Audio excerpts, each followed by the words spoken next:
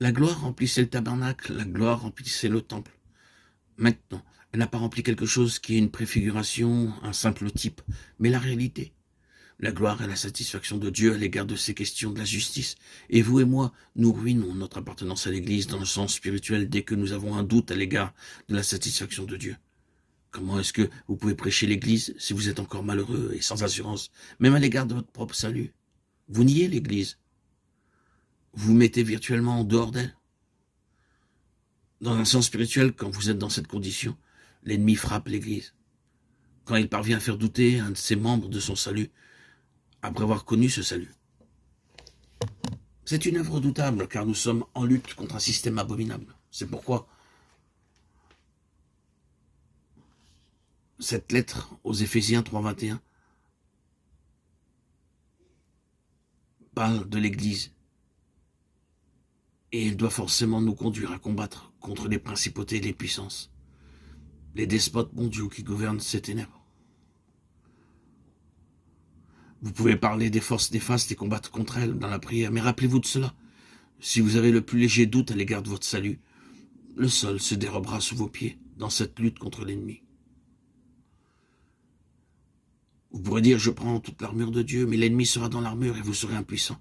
Parlez-en de la manière que vous le voudrez, mais vous serez battu avant d'avoir commencé à lutter. Si vous avez un doute concernant votre salut ou à l'égard de la satisfaction que Dieu peut trouver en vous par Christ, la nature de cette dispensation se caractérise par une église qui incarne le témoignage de Jésus. Il doit y avoir une incarnation de la doctrine. Et si vous le permettez, il est clairement révélé qu'il y a des degrés de gloire, parce qu'il y a des degrés qui nous font entrer dans ce que signifie la mort, la résurrection, l'ascension et la glorification du Seigneur Jésus. Entrer dans cela est distinct de la simple connaissance des faits, des doctrines ou des vérités historiques. C'est le témoignage. Et c'est seulement une église qui occupe spirituellement sa place dans les cieux qui pourra marquer de son empreinte cette terre. La mesure dans laquelle vous êtes émancipé de cette terre et de ce monde en connaissant une vie dans les cieux sur la mesure de votre impact et de votre témoignage sur cette terre. Un chrétien mondain est un chrétien puissant. Une église mondaine est une église dépourvue de puissance et de gloire. La position divine du Seigneur Jésus doit être quelque chose dans laquelle nous devons entrer. Et cela nécessitera toute notre vie pour pouvoir entrer en partie dans cela. Si vous marchez avec le Seigneur sous la main du Saint-Esprit, vous ressentirez que vous devenez de plus en plus dans l'esprit étranger sur la terre et que de plus en plus les choses qui ne sont pas d'ici-bas deviennent les choses qui sont votre vie. Il y a des degrés de gloire résultant de la mesure de Christ qui aura été saisie et ce degré détermine la puissance du témoignage sur la terre. Cela peut paraître évident de dire qu'au début dans le livre des Actes, le témoignage dans le monde connu de cette époque comptait pour quelque chose, il y avait un impact. Et on pouvait parler de ces hommes qui avaient mis le monde sans dessus-dessous. Acte 17:6. Il y avait une immense influence, un ascendant. Satan était puissamment actif, mais il était sans cesse battu. Et pourquoi?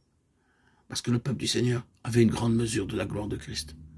Par le Saint-Esprit, cette gloire était venue dans l'Église, et c'est pourquoi l'Église pouvait servir ainsi de témoignage.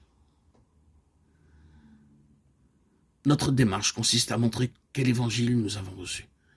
N'êtes-vous pas d'accord pour dire qu'un des plus grands besoins, si ce n'est le plus grand de notre temps, c'est de redécouvrir la grandeur de l'Évangile, de le faire sortir de cette petitesse et de cette dépréciation, d'un Évangile au rabais qui offre toujours quelque chose pour le plaisir et la satisfaction de ceux qui sont concernés pour les rendre heureux.